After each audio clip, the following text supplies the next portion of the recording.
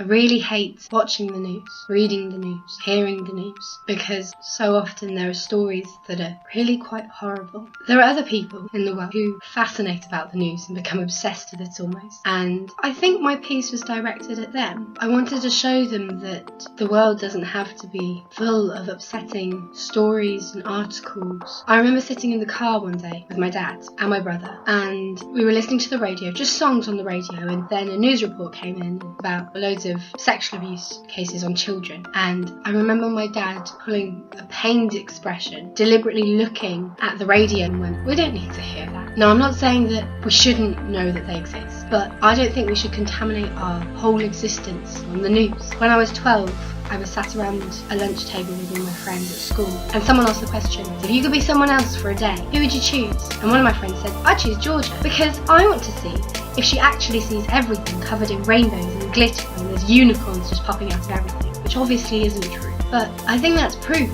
that I appreciate my sense of naivety. I mean, look, I put up balloons and I put on exciting makeup for this video because I wanted to visually show you how exciting looking at the positive things in the world can be. So my piece is a visual metaphor for all of that.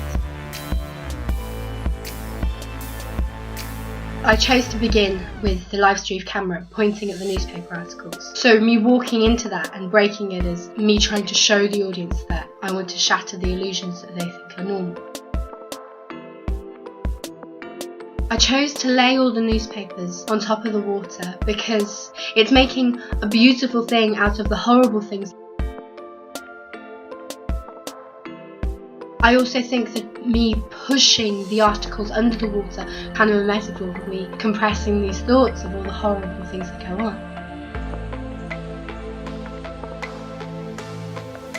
I chose to use bath bombs from the beginning, and I chose to use the intergalactic ones because they completely change the colour of the water into a blue glittery mess, which is kind of what the media does. It doesn't let things come to you raw.